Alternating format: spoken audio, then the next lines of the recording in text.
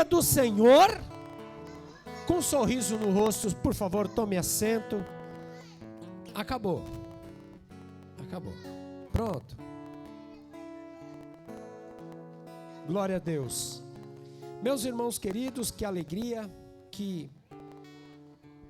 como eu estou agradecido a Deus pela tua vida. Você hoje está demonstrando que você é um adorador, porque não é fácil sair de casa debaixo dessa chuva, nesse frio, mas quem é adorador, né? Quem é adorador escolheu estar aqui, e eu tenho certeza no Senhor que você vai ser recompensado, porque o Senhor nosso Deus já se faz presente em nosso meio, amém? Então nós vamos aproveitar bastante o tempo, porque nesta noite nós temos a alegria de receber o pastor Anderson, que está nos dando a honra da sua presença, está com a sua esposa, ele vai apresentar a sua esposa. Então eu quero que os irmãos recebam o pastor Anderson, aplaudindo a Jesus. Venha, pastor Anderson. Glória a Jesus. Ele já vai apresentar também a sua esposa, tá bom? Amém? Que Deus te use poderosamente, pastor, em nome de Jesus. Obrigado pelo convite. Boa noite.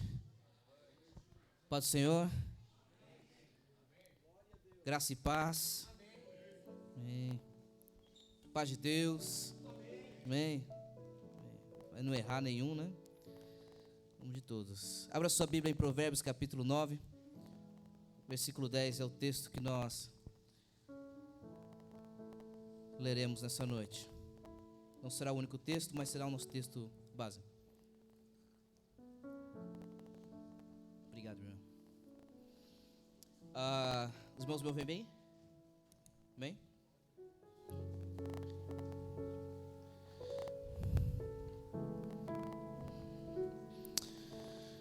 Provérbios capítulo 9, versículo 10, o texto que foi me dado, o tema que foi me dado é o princípio da sabedoria.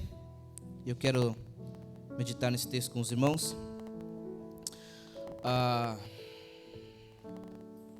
Deixe-me, enquanto a gente se ajeita aí, quero agradecer ao pastor Zé Carlos. Obrigado pelo convite, de verdade, muito grato pela confiança. Talvez os irmãos não saibam, mas eu estive presente em algumas datas especiais da ICEM. Eu estive no meio de 2013, alguma coisa assim, quando ainda era um embrião ali, né? Não tinha nem o nome ICEM, e era assim, acho que de uma laje, assim, era um negócio, era uma sacada, uma coisa assim, né?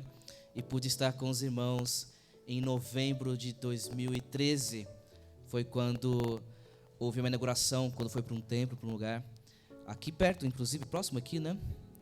Isso, e foi uma alegria poder estar com os irmãos lá, e desde então a gente nunca mais se encontrou aqui, né? Eu estou muito grato a Deus, muito grato mesmo, poder rever os irmãos, alguns eu já via, de vez em quando aparecia assim, né? Não sei como a gente se encontrava, mas pude ver os irmãos, poder cultuar com os irmãos mais uma vez, isso é uma grande alegria. Deixa eu me apresentar então, para quem não me conhece ainda, eu me chamo Anderson Lopes, como o pastor disse, mencionou, estou com a minha esposa, a minha digníssima esposa, está sentada aqui na frente, que depois de Cristo Jesus, é a melhor coisa que me aconteceu, foi a minha esposa, e eu oro para que essa seja uma realidade também na sua vida, viu, irmão casado? Porque o meu casamento é uma bênção. Nós estamos juntos com o nosso pequeno Timóteo, a Joana está ali no ventre, esperando a hora dela para sair. E a nossa Maria Eduarda não pôde vir, ela estava estudando, ela estuda um pouco longe, estuda na Vila Prudente. Então, até ela chegar aqui não daria tempo de estar com a gente. Então, ela já chega em casa já agora, deve estar chegando em casa agora. E ela mandou também a paz para os irmãos, tá bem? Então é isso aí, a família crescendo. Em breve, se o Senhor permitir, se o Senhor me der a graça, me abençoar, eu quero ter mais uns 2 pelo menos, né? Para fechar aí pelo menos 5, um carro de 7 lugares, o Senhor vai abençoar, vai prover esse carro aí, irmão. Amém? Se Deus tocar no seu coração, adote, deixe Deus te usar, viu, irmão? Não retenhas. Sou pastor da Igreja da Cruz, uma igreja ali na Itaquera, Parada 15 ali, próximo, não sei se está morando próximo ali, Levi? Mudou para cá já, né? Está mais perto, Prudente, prudente, muito bom. Levi, eu conheço Levi, eu era criança, né, Levi? Sinal que você tá velho, né, Levi? Que alegria, irmãos. Vamos orar. Se você já abriu o texto, Provérbios, capítulo 9, versículo 10, vamos orar. Feche seus olhos e eu vou pedir que você faça 2 orações muito simples. Irmãos, deixe-me, antes de nós orarmos, dizer algo para os irmãos. Esse tema é muito difícil para mim. O tema que os irmãos me deram, a missão que os irmãos me deram é muito difícil. O princípio da sabedoria, para mim, é um tema difícil e complicado. Porque ensinar, pregar para a igreja sobre o princípio da sabedoria pressupõe-se que eu tenha, ou que eu já tenha aprendido. E pressupor que eu tenha aprendido a sabedoria, o princípio da sabedoria, é uma falta de humildade que já é deixar de ser sábio. Entende? É quase um paradoxo, né? Pregar sobre a sabedoria.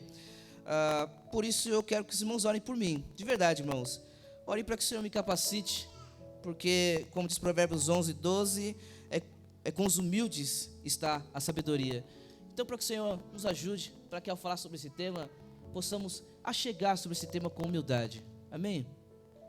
Eu estou com o meu ouvido direito surdo, quase não ouço direito desse lado, então eu tenho a impressão que eu estou falando baixo. Se estiver baixo, irmão, só fala assim, ó, que aí eu elevo a minha voz e vai ser bênção. Amém? Vamos orar. Faça a sua oração, peça para que o Senhor me ajude e para que o Senhor abra o teu coração. Daqui a pouco eu oro com você.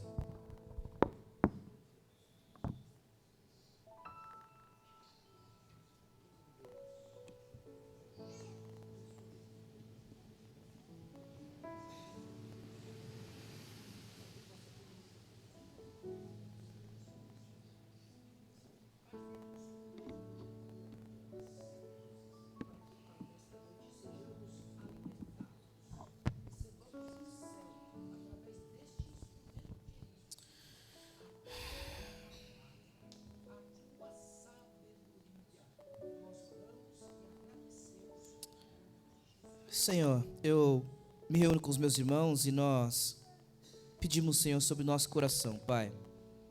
A leitura que falamos da Tua Palavra não é a leitura de um texto qualquer, não é como texto científico, um artigo científico, uma revista, um HQ, ou qualquer coisa do tipo, não é um texto de filosofia, é a Sua Palavra, Senhor.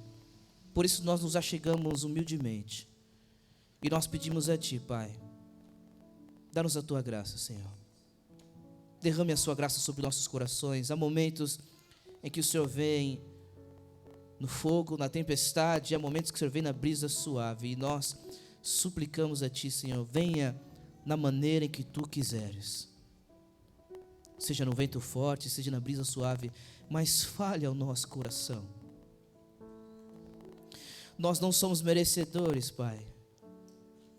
E o nosso sacrifício de vir aqui é tão pequeno comparado à graça de ouvir a Tua voz, de ouvir a Tua palavra, Senhor. Por isso nós suplicamos a Ti, Deus, não nos nossos méritos, não porque temos alguma coisa, algum crédito com o Senhor, mas nos méritos de Cristo, no nome de Cristo, nós suplicamos a Ti, Senhor.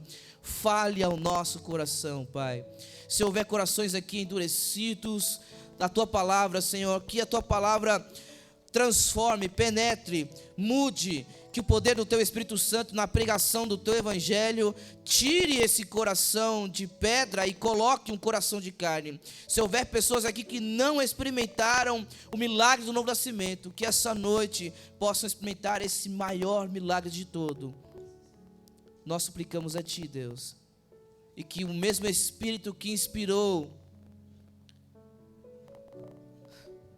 esse texto sagrado, Senhor, que seja esse Espírito a conduzir esta reunião, que seja esse mesmo Espírito a falar ao nosso coração nessa noite, para a Tua glória, Senhor, para a Tua glória, nós oramos, amém, amém. Provérbios 9, versículo 10, o texto diz: o temor do Senhor é um princípio da sabedoria. Conhecer o santo é ter entendimento. A minha versão é NAA, Nova Almeida atualizada. O temor do Senhor é o princípio da sabedoria. Conhecer o santo é ter entendimento. Irmãos, para que nós possamos entender o que é o princípio da sabedoria, a gente precisa dar um passo atrás primeiro e se perguntar o que é sabedoria, para início de conversa. O que é sabedoria? Porque nós podemos facilmente confundir o que significa ter sabedoria. Nós podemos confundir ter sabedoria com ter inteligência. E ter inteligência, capacidade cognitiva, não é o mesmo que ter sabedoria. Existe uma série, não se escandalize, mas existe uma série chamada Breaking Bad, uma série antiga, da qual eu só assisti recentemente esse ano, e de verdade mexeu muito com o meu coração, pude entender algumas coisas a respeito do texto, e enfim, houve uma crise ali no assistir aquela série, uma série de informações curiosas a respeito da sociedade, do ser humano e tudo, mas algo interessante a respeito dessa série é um personagem chamado Walter White. E esse personagem é alguém muito inteligente. É alguém muito inteligente.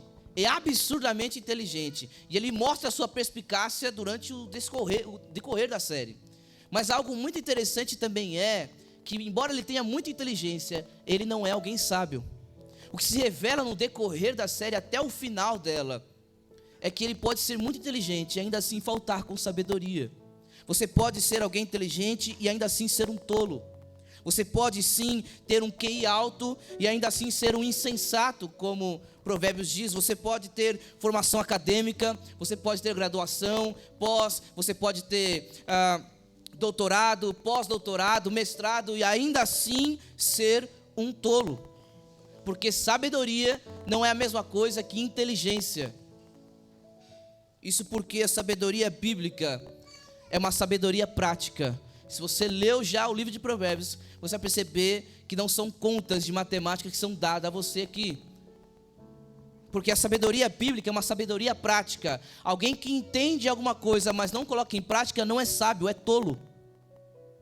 Sabedoria não é ter informações na sua mente. Sabedoria é as duas coisas em conjunto. A sabedoria não é algo então teórico ou abstrato, mas é algo que existe somente quando uma pessoa, preste atenção, quando uma pessoa pensa e age de acordo com a verdade.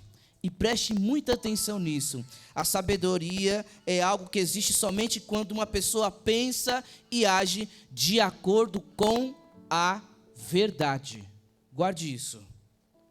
Então, meus irmãos, nós podemos resumir sabedoria de Provérbios, a sabedoria proverbial, como a sabedoria é a habilidade de fazer escolhas piedosas na vida. A sabedoria é a habilidade de fazer escolhas corretas, fazer escolhas piedosas na vida. Sabedoria, irmãos, como fazer escolhas, que é um pouco diferente da nossa mentalidade. Nós precisamos entender que nós somos formados, a mentalidade ocidental é diferente da mentalidade bíblica. E nós precisamos cativar a nossa mente às Escrituras, e não a nossa formação cultural.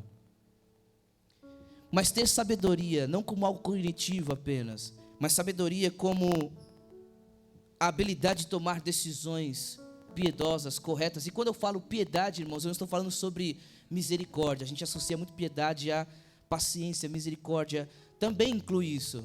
Não é menos que isso, mas é mais que isso. Piedade é uma vida espiritual diante de Deus. Uma vida santa diante de Deus. Agora, a sabedoria bíblica ser uma habilidade de fazer escolhas corretas faz todo sentido, irmãos. Porque a nossa vida é feita de muitas escolhas.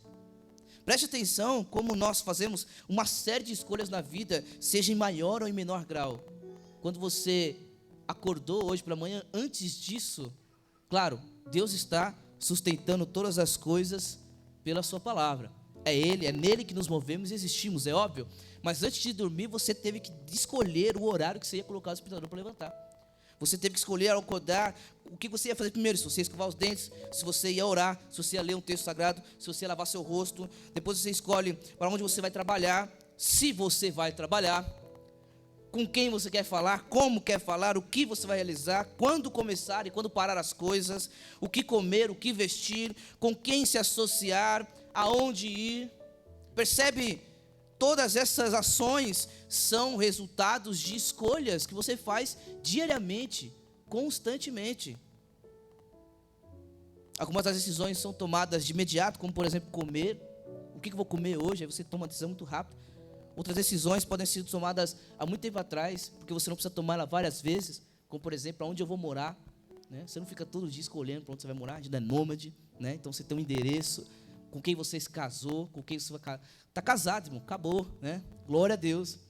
Então, há uma série de decisões, de escolhas que nós fazemos, e ter a sabedoria bíblica como a habilidade de fazer escolhas corretas, faz todo sentido com a nossa realidade da vida, com a nossa realidade cotidiana. É essa sabedoria que nós precisamos. Agora, uma pergunta importante, irmãos, qual é a diferença da sabedoria bíblica para a sabedoria pagã? Que diferença faz um sábio, monge de alguma religião aí, um monge budista que se intitula alguém sábio, de um cristão sábio, de um pastor sábio? O que diferencia da sabedoria pagã, dos filósofos? O que diferencia da sabedoria de Karnal, de Mário Sérgio Cortella, de Luiz Pondé? O que diferencia a sabedoria desses homens que não temem ao Senhor, da sabedoria dos crentes, da sabedoria daqueles que servem a Deus? Qual é a diferença? A diferença é a mesma diferença de um sermão cristão e de um discurso pagão. Um pastor batista chamado Jonathan Lima fala algo muito interessante. Ele diz que se no final da pregação, se no final do sermão, um islã, um judeu ou um coach puder dizer as mesmas coisas, então não foi um sermão cristão, porque não resolveu em Cristo, não falou de Cristo, ou falou apenas como um exemplo moral, mas não como o redentor de todas as coisas. O mesmo princípio se aplica à sabedoria. O mesmo princípio se aplica. A Bíblia, irmãos, irá mostrar, especialmente em Provérbios, no livro de Provérbios, que fazer boas escolhas na vida é fazer escolhas piedosas, é fazer uma escolha santificada, podemos colocar nesses termos. Por isso, o temor do Senhor é o princípio da sabedoria. Porque não há sabedoria sem que antes haja temor no Senhor. Mas antes da gente falar ainda sobre o temor do Senhor, é importante pensar então que sabedoria, nós estamos resumindo assim, é a habilidade de tomar decisões corretas, decisões piedosas, e o princípio da sabedoria é o temor do Senhor. Mas antes de falarmos sobre o temor do Senhor, é importante também se perguntar o que significa o princípio da sabedoria. O temor do Senhor é o princípio da sabedoria. Definimos um pouco sabedoria, mas e o princípio? O princípio, a palavra, o princípio da sabedoria, ela pode ser tanto quantitativa, é a primeira coisa, de quantidade, a primeira coisa, depois vem outras coisas, quanto qualitativa, ou seja, a qualidade principal, a coisa mais importante. Então, o princípio é tanto a primeira coisa, como a coisa principal. Quando nós falamos, o temor do Senhor é o princípio da sabedoria, nós estamos falando que o temor do Senhor é tanto a primeira coisa para se falar de sabedoria, como é a principal coisa quando nós falamos de sabedoria. Observe esse texto e observe uma coisa que é muito interessante que acontece naquilo que é chamado por alguns de sabedoria, de livros sapiencial. São livros que falam de sabedoria, Salmos, Provérbios, Eclesiastes, Cantares. Então, são livros que falam de sabedoria, cada um ao seu modo ali, mas algo muito curioso que acontece, tanto em Provérbios e muito também nos Salmos, é uma coisa chamada paralelismo. Então, são paralelos que aparecem, repetições. Lembre-se, note, nós temos, quando vamos fazer as poesias aqui no Brasil, nós fazemos o quê? Nós criamos rimas. Os finais das frases precisam combinar com o começo da frase ali, com o final da outra frase anterior, para poder ficar bonito. A beleza do texto poético das Escrituras é o seu paralelismo. E se você puder, coloque seus olhos no texto, não sei se está aqui, não está. Se você puder, coloque seus olhos no texto, Provérbios 9, 10. Observe o paralelismo que existe entre uma coisa e outra. Ele coloca: o temor do Senhor é o princípio da sabedoria, conhecer o santo é ter entendimento. Percebe onde está o paralelo? Ele fala a mesma coisa de maneiras diferentes. Ele está falando que o temor do Senhor está associado ao conhecer o santo. O princípio da sabedoria está associado em ter entendimento. Percebe o texto? Eu sei que não está olhando para a minha face, mas o texto é mais interessante do que o meu rosto, barbado e mal escovado. Portanto, meus irmãos, o princípio, eu não espero ficar muito difícil aqui, essa tem sido a minha oração durante o dia inteiro. Eu não quero cansar os irmãos, porque de fato eu me empolgo a beça com essa beleza da estrutura, assim. Mas o princípio, então, meus irmãos, da sabedoria, a ideia de princípio é tanto a primeira coisa, como a coisa principal, como a base, como a razão da sabedoria. Nós podemos parafrasear dessa maneira: o temor do Senhor é a razão de alguém ser sábio ou não. Não há temor do Senhor, não há sabedoria. Há temor do Senhor, então há sabedoria. Irmãos, aquilo que é, em outras palavras, aquilo que o alfabeto é, para nós fazermos a leitura de um texto. Sem as letras nós não conseguimos ler o texto. Aquilo que são as notas para fazer a leitura da música. Aquilo que são os números para a gente poder fazer matemática. O temor do Senhor, conhecer o santo, é para a sabedoria. Não tem sabedoria se não há temor do Senhor. Não existe.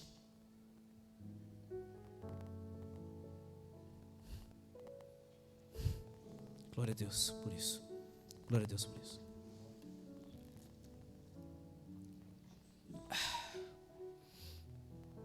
Que tentação sair do esboço, irmãos. Só que esse irmão vai ficar 1h30. Mas que beleza é nisso, irmãos. Não há sabedoria fora do nosso Deus. Há uma expressão que eu gosto de usar muito com a minha filha, quando nós estudamos juntos. É que, quando nós estudamos juntos, nós estudamos a respeito da escola mesmo. As matérias, quando ela chega da escola, nós olhamos algumas coisas. E uma das coisas que eu gosto de falar muito para ela é que o nosso Deus é o agente primário da educação. O que eu quero dizer com isso, o que se quer dizer com isso, nem é meu isso, é do Felipe Fontes, pastor Felipe Fontes. É que nenhuma informação antecede a Deus. Ele é o primeiro de todas as coisas. Sabe aquelas perguntas que ele faz para Jó? Uma série de perguntas que ele faz para Jó. Quem fez isso? Quem criou isso? Quem mediu? A psicologia é uma ciência nova, do século XIX para cá. Mas Deus não foi pego de surpresa quanto à psicologia, psicanálise ou qualquer outra ciência que tenha aparecido. Ele era antes de todas as coisas. Há um livro do Arthur Pink, um pastor do século passado, chamado Os Atributos de Deus. E como eu gosto do primeiro capítulo, o primeiro capítulo chama-se A Solidão de Deus. E o que ele quer dizer ali é que antes que houvesse qualquer coisa, Deus era, e Ele se bastava em si mesmo. Olha o nosso Deus, olha quem nós servimos, irmãos. Não há outra fonte de sabedoria, porque Ele é o agente primário, Ele é o início de tudo. Porque nele tudo subsiste.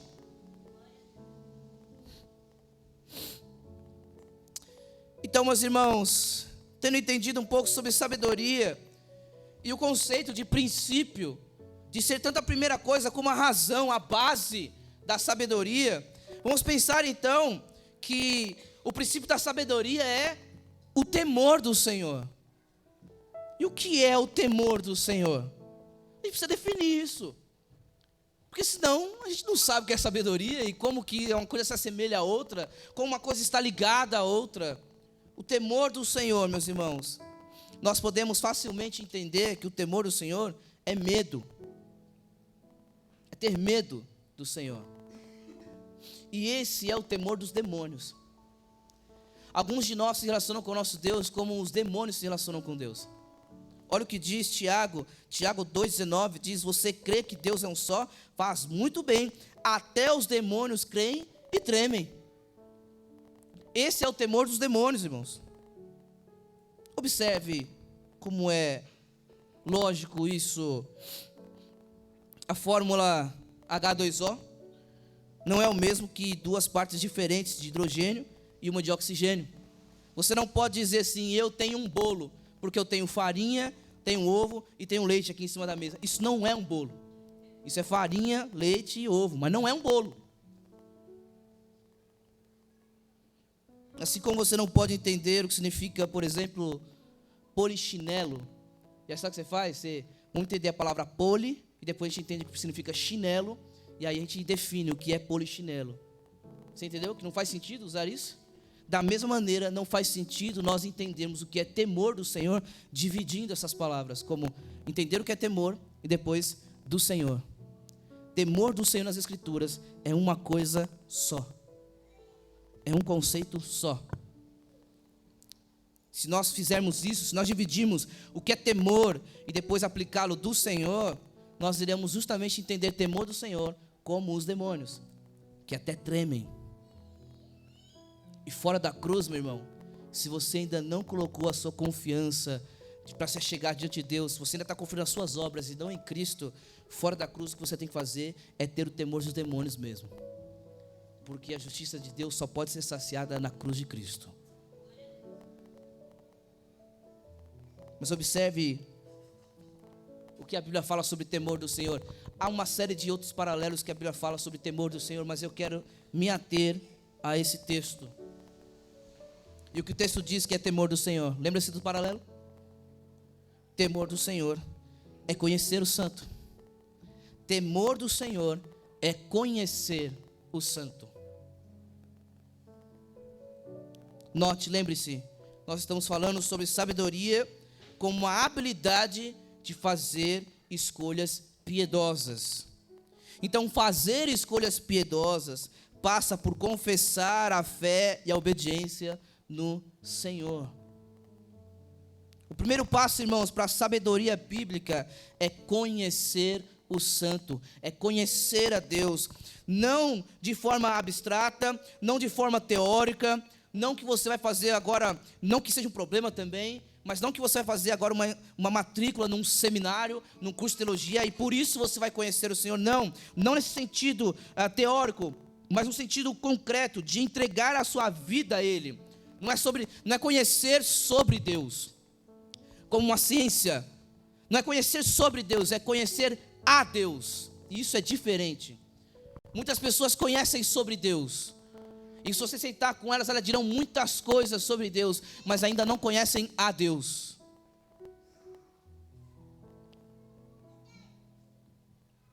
Que eu não estou dizendo que a teologia é uma coisa descartável, ou que possa ser ignorada. Não, somos todos teólogos. Sempre que nós estamos falando sobre Deus, nós estamos fazendo teologia. A questão é se você é um bom ou mau teólogo, mas esse é um assunto para outro dia. Meus irmãos, o primeiro passo da sabedoria bíblica é conhecer a Deus. E a pergunta é: como podemos então conhecer a Deus? Se o princípio da sabedoria, se a base, a razão, o início e o fim da sabedoria tem a ver com conhecer a Deus, conhecer o santo é ter entendimento. Note, é ter entendimento, então é algo que permanece, não é só o início, é ter entendimento. Como nós podemos conhecer o santo? Como esse Deus se revela a nós?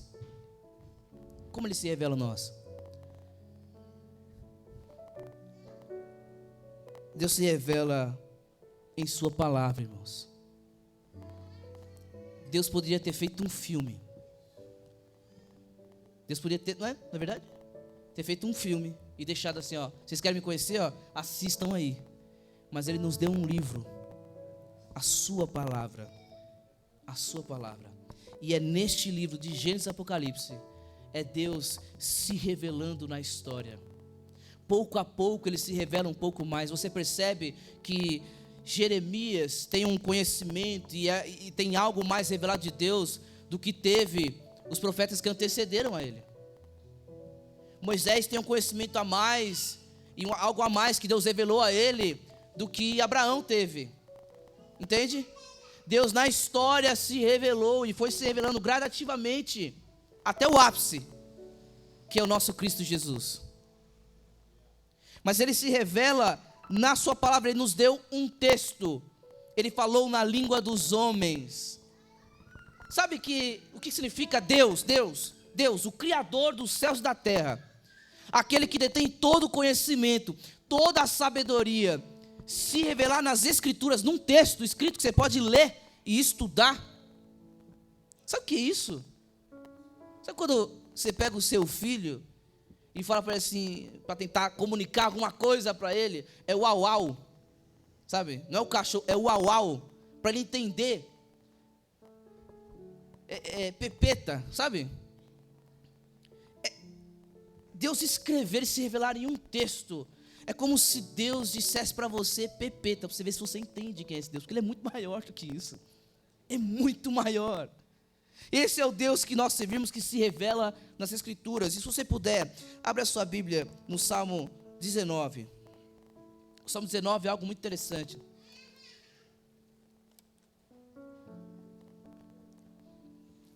O Salmo 19, do verso 1 ao 6, vai mostrar que Deus se revela na criação. Um dia anuncia outro dia, não é isso? O Salmo 19, do versículo 1 ao 6, vai dizer, os céus proclamam a glória de Deus. É por isso que em Romanos 1, 20, se não me engano, 20 ou 21, vai dizer que os homens são indesculpáveis diante de Deus, porque Deus se revela pela criação, mas Deus se revela de modo especial na sua palavra. Observe versículos 7, 8 e 9, e olhe mais uma vez o paralelismo da palavra de Deus, a beleza poética do texto sagrado. Olha o que o texto diz: a lei do Senhor é perfeita e restaura a alma. O testemunho do Senhor é fiel e dá sabedoria aos simples. Os preceitos do Senhor são retos e alegram o coração. O mandamento do Senhor é puro e ilumina os olhos. O temor do Senhor é límpido e permanece para sempre. Os juízos do Senhor são verdadeiros e todos igualmente justos. Percebe do que ele está falando? Ele está falando do temor do Senhor e paralelo à sua lei, porque é onde pode se conhecer a esse Deus. É onde Ele se revela na sua lei, na sua palavra, no seu testemunho, nos seus preceitos, no mandamento, nos seus juízos. Tudo isso são sinônimos da revelação especial de Deus na sua palavra. Ou seja, nós podemos conhecer o Santo através da sua palavra. E ao conhecer o Santo através da sua palavra, você terá sabedoria, habilidade de tomar decisões, fazer escolhas corretas, piedosas, santas. É por isso que Jesus Cristo, lembre-se que nós falamos no início, de que a sabedoria bíblica é fazer escolhas piedosas, ou seja, é pensar e agir de acordo com a verdade. Lembra-se disso? É pensar e agir de acordo com a verdade. Agora note a oração de Jesus em João 17:17. Pai, santifica-os na verdade, a tua palavra é a verdade. Sabe o que significa, irmão?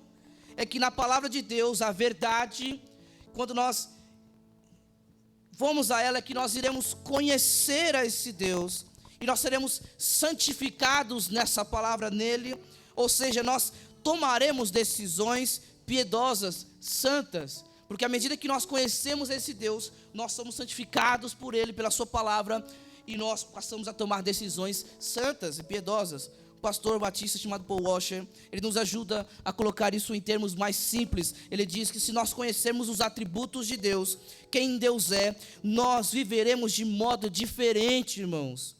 Não de acordo com as nossas vontades, mas de acordo com a vontade de Deus. Se nós conhecemos quem é esse Deus, nós viveremos diferente. O ímpio só age como age, porque os seus olhos ainda não foram abertos para quem Deus é. Paulo só agiu como agia, perseguindo Cristo através da perseguição da sua igreja, porque os seus olhos ainda não tinham sido abertos. Porque no momento em que Deus se encontrou, que Jesus se encontrou com ele, os seus olhos se abriram, ele passou de perseguidor a plantador de igreja, a pregador, a proclamador do evangelho. Ele passou a ser um homem sábio. E aí toda aquela sabedoria dele, ele diz: eu considero isso como esterco. Porque a minha sabedoria, porque a verdadeira sabedoria é conhecer a Deus, irmãos. Por isso, meus irmãos, nós temos que mergulhar na palavra de Deus e na oração. Nós temos que conhecer a Deus. porque esse é o princípio da sabedoria. Volte para Provérbios, se você puder. Volte para Provérbios 2 e perceba se essa não é a realidade, a base para onde Provérbios está nos conduzindo. Provérbios 2 vai nos mostrar que nós temos que de fato mergulhar na palavra e na oração e buscar conhecer a Deus, porque isso é ter sabedoria, irmãos. Observe Provérbios 2, do versículo 1 ao versículo 5. Olha o que diz o texto: meu filho, se você aceitar as minhas palavras e guardar no seu coração os meus mandamentos, se você der ouvidos à sabedoria e inclinar o seu coração ao entendimento, sim, se você pedir inteligência e gritar entendimento, olha a oração aqui, se buscar a sabedoria como a prata e a procurar como se procuram os tesouros escondidos, olha o resultado, então você entenderá o temor do Senhor e achará o conhecimento de Deus. Ao buscar Deus em sua palavra e oração, irmãos, você conhecerá esse Deus que se revela na sua palavra, que fala conosco através das orações, na medida em que nós falamos com Ele. E você será santificado por Ele, pela sua palavra, e tomará decisões sábias, de acordo com a verdade de Deus. Mais uma vez eu cito Paul Washer, e ele diz: não existe um mandamento para cada situação específica da vida, irmãos. Não existe. Às vezes a gente não consegue tomar decisões, não é por causa disso. Porque fala assim, mas onde está escrito aqui que o culto tem que começar às 8 horas? Né? Não tem. Para cada coisa, que dia que eu tenho que usar amarelo ou vermelho hoje? Né? Ou a minha decisão, se eu aceito ou não aquele emprego. Ou como é que eu devo educar o meu filho? Meu Deus, ele está dando trabalho, agora como é que eu educo meu filho? Ou como eu devo administrar o lar? Como deve ser os nossos papéis dentro do casamento, eu e minha esposa, como deve acontecer isso? Como que a gente faz essas coisas? Como a gente toma decisões? São diversas escolhas, nós colocamos isso no início. São diversas escolhas durante o dia inteiro. Não existe mandamento. O pastor Paul diz: não existe mandamento para cada situação específica da vida. Mas se conhecermos a natureza de Deus, se conhecermos os seus atributos, nós iremos aprender como andar sem um mandamento específico para cada coisa. Seu coração estará cativado. É como eu estou improvisando um exemplo aqui agora. Mas é como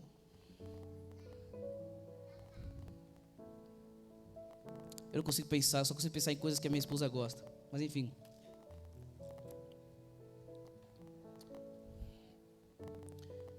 É como se eu precisasse ligar para minha esposa para ter certeza de uma coisa que eu sei que ela não sabe. Vamos supor que a minha esposa não gosta de vestido florido, sabe? Aí eu estou diante de uma loja florida e aí eu vou comprar um vestido florido. Eu falo, beleza, peraí, amor, você gosta de vestido florido? E ela tem que me dizer: não, eu não gosto de vestido florido. Se eu a conheço, ela não precisa me dizer mais isso. Eu já estou tão próximo, já percebi que florido ela não usa. Quando nós estamos íntimos do Senhor, quando há um conhecer, há uma busca constante do Senhor, na meditação da sua palavra, na oração, nós conhecemos a natureza de Deus, os seus atributos, e nós iremos aprender a andar como andar sem um mandamento específico, irmãos. Ou seja, nós teremos sabedoria bíblica. Mas é importante que você medite e busque ao Senhor na sua palavra, nesse Deus que se revela de Gênesis a Apocalipse. Deixe-me concluir então, irmãos. Se você puder, abra a sua Bíblia em Hebreus, é o último texto que eu peço para você abrir. Hebreus 1, versículo 1 e 2.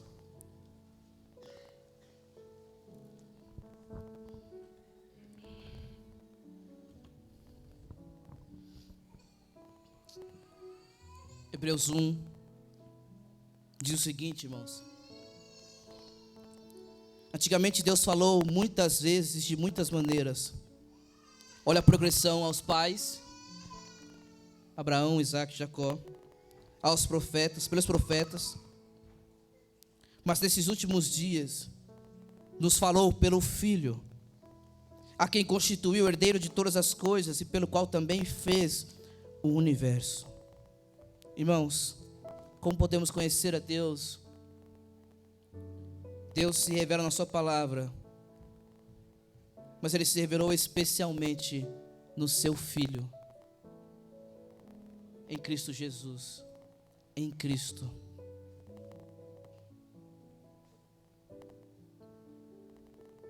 E como Cristo é revelado nas Escrituras, irmãos? Como que Cristo é revelado nas Escrituras? Você já parou para pensar por que a gente não sabe o tamanho do nariz de Jesus? Se o cabelo dele era crespo ou era liso?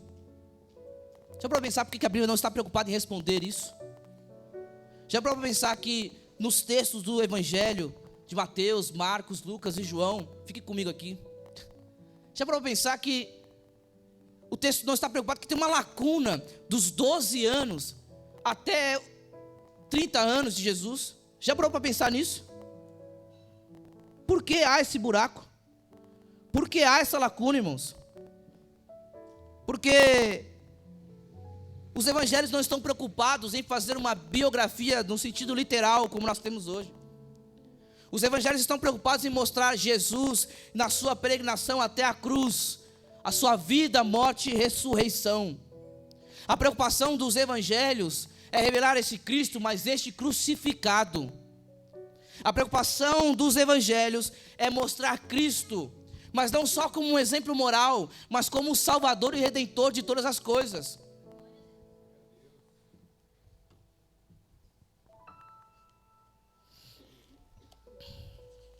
É por isso, meus irmãos, que em Colossenses nós vemos o que Paulo diz: Ele, Jesus Cristo, é a imagem do Deus invisível, o primogênito de toda a criação. E como eu sou grato a Deus pela vida do irmão Alíter da minha igreja, que ele estava orando, ele disse assim: aquele que era o unigênito, o filho único do Pai, se fez primogênito para que nós fôssemos feitos filhos de Deus. Olha o que Cristo fez.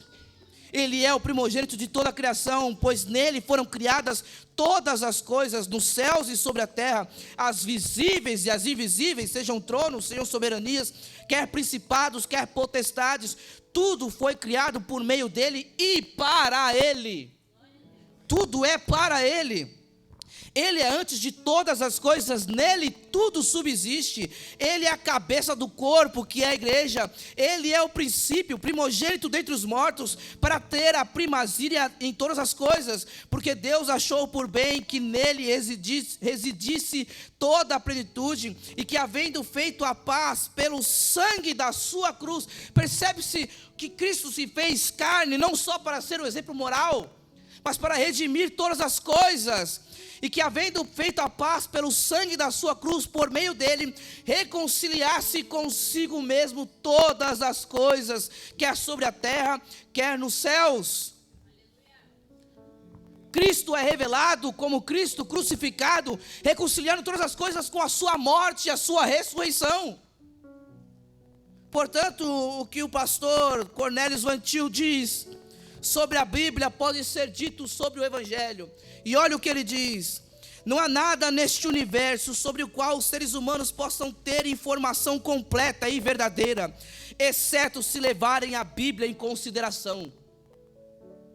Ele diz mais: não queremos dizer, é claro, que alguém deva recorrer à Bíblia em vez de ir ao laboratório se pretende estudar a anatomia de uma serpente. Mas se alguém vai ao laboratório e não também a Bíblia, não terá uma interpretação completa ou mesmo verdadeira acerca da serpente. É uma informação pela metade, termina ali. Por isso, meus irmãos, até que se conheça esse evangelho da cruz, até que se creia nessa mensagem do evangelho, desse Cristo que veio ao mundo porque todos pecaram e não há nenhum justo sequer, não há ninguém que possa dirigir-se a Deus e dizer assim: eu mereço estar aqui no céu. Ninguém pode dizer isso, Mas até que se conheça essa verdade, aceite essa verdade, creia e se arrependa disso, e coloque a sua fé somente na obra de Cristo na cruz, somente no que Ele padeceu, no seu sangue vertido na cruz. A não ser que coloque a sua confiança num relacionamento com Deus, não baseado na sua espiritualidade, no quanto você ler a Bíblia, embora isso seja importante para conhecê-lo, isso não é o que te salva. O que te salva é unicamente a fé em Cristo Jesus. O que te salva é unicamente a fé na morte de Cristo Jesus. E a não ser que você creia que o sacrifício dele, que ele é, como nós falamos, o único, porque as suas obras não precisam, porque você não pode se salvar. E suficiente, porque não importa o quão santo você busque ser, você nunca vai merecer o céu. A única coisa que você vai merecer é a ira de Deus, porque as nossas maiores obras são como trapos de imundícia diante desse Senhor. Porque Ele é todo perfeito, porque Ele é todo santo. Mas Ele veio e Ele viveu santamente uma vida que eu e você não consegue viver. Quantas vezes você já falou, eu não vou mais pecar nisso, e você continua caindo? Eu não estou encorajando o seu pecado. Eu estou dizendo que essa ideia de que eu vou me santificar primeiro, para depois me aproximar de Cristo, é uma ideia que não é segundo as Escrituras. Você não pode se santificar primeiro para depois se aproximar de Cristo. Você só pode se santificar se você se aproximar desse Cristo. Não há vida fora dele. Não há vida fora dele. É nele que nós nos movemos e existimos. Então não é o quanto longe do pecado você está, é o quão perto você está de Jesus. Você pode tentar fugir do pecado e voltará para ele. Mas a não ser que você esteja mais perto de Cristo. Então, se você for mais perto de Cristo, você estará longe do pecado. A não ser que você creia nesse evangelho. A não ser que você creia nessa verdade, de que havendo feito a paz pelo seu sangue na sua cruz, por meio dele reconciliasse consigo mesmo todas as coisas, quer sobre a terra, quer nos céus. A não ser que você creia nisso. Você pode sim ter informações dos fatos. Você pode sim saber o que aconteceu na história, estudar história, a Renascença, ou qualquer outro momento da história. Você pode sim ter a informação desses fatos, mas a sua informação, a sua maneira de interpretar esses fatos será errada, será incompleta. Será incompleta. Se alguém vai ao laboratório, mas não também a Bíblia, terá uma interpretação incompleta. Não terá uma informação verdadeira acerca da serpente. Ou seja, até que você conheça o evangelho da verdade, você pode ser muito bom em português e matemática, mas a sua informação sobre isso é incompleta, porque você se utiliza apenas da revelação geral, da criação, mas não da revelação especial, que é a sua palavra em Cristo. Até que você conheça e creia no evangelho da verdade, você pode tirar boas fotos, você pode ter um bom senso estético, mas ainda assim será um senso estético deturpado, distorcido, porque não leva em conta o que Deus diz sobre beleza, bondade e verdade. Você já parou para pensar que nos lugares, nas universidades, onde a ética tem sido mais distorcida, percebe como enfeia a estética também? Como há uma relação da ética com a estética? Como você ter uma ética totalmente distorcida e pecaminosa e corrupta afeta a tua visão do que é belo, do que é bondade, do que é verdade? A não ser que você se dirija a Cristo, à cruz de Cristo, ao evangelho da verdade, você pode até cozinhar bem, mas a sua relação com a comida é idólatra. É o seu consolo. Até que você conheça e se renda ao evangelho da verdade, você continuará a confiar na sabedoria mundana e dizendo que a salvação do Brasil está na educação. A educação é o redentor dos homens do Brasil. Que absurdo um crente dizer isso. Um bandido em PhD, um bandido graduado, é um problema muito maior, crente. Porque o seu problema não é cognitivo, é o seu coração corrupto, inimigo de Deus, que não teme a Deus e por isso não age com sabedoria, não faz as escolhas certas. Até que você conheça esse evangelho da verdade, esse Cristo crucificado, e se renda a Ele e viva uma vida em Cristo, a sua relação com o trabalho será idólatra também, onde todos os seus esforços serão empenhados ali, porque as suas decisões sobre onde morar, o que estudar, o porquê estudar, quando você se casar, quando você ter filhos ou não, tudo isso será tomado, essas decisões, não com base no temor do Senhor, no conhecer o Senhor, mas pelos seus objetivos profissionais. Percebe como a nossa sabedoria às vezes é pagã? Como as nossas decisões sobre estudo, sobre a matéria que vamos estudar, qual curso iremos fazer, sobre quando teremos filho, quando iremos constituir família, quando iremos casar, tem sido muitas vezes pautada na sabedoria do mundo, que é tolice para Deus, e não no temor do Senhor, e não na vida em Cristo. Até que se creia no Evangelho da verdade, você irá criar os seus filhos iguais a um pagão, corrigindo apenas o comportamento dele, em vez de guiá-lo, o coração dele até Deus, e educá-lo no temor do Senhor e na disciplina, até que se conheça o Evangelho da verdade. O seu casamento pode até não ter brigas, irmão, mas é tão pagão quanto qualquer outro, porque embora as técnicas pagãs funcionem e evitem as brigas, elas ignoram a verdade de que tudo isso aponta para Cristo. A verdade é que o seu casamento, o fim principal não é você e o seu casamento, mas é Deus, é apontar para o Evangelho de Cristo como cabeça e a noiva.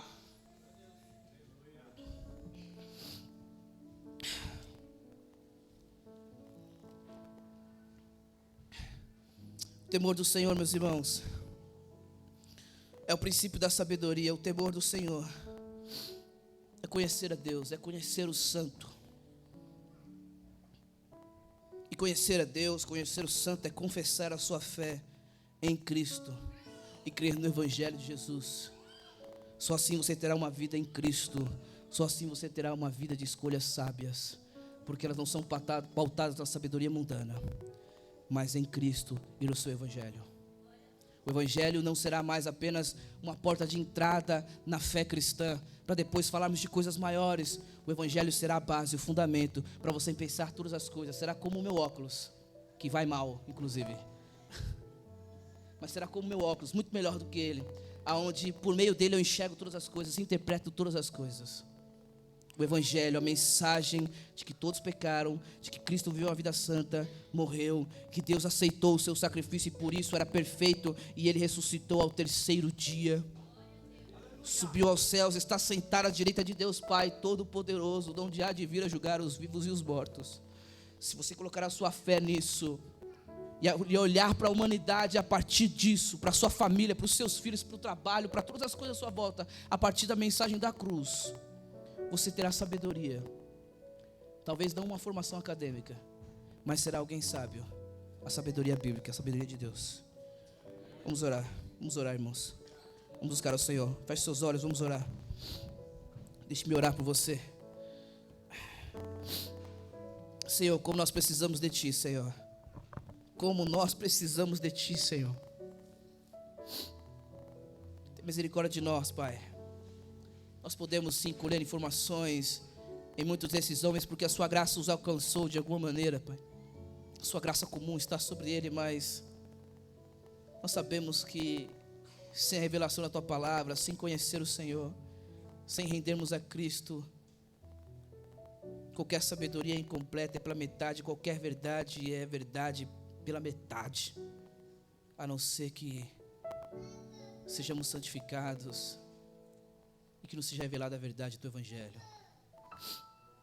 Senhor, nós suplicamos a Ti, Senhor.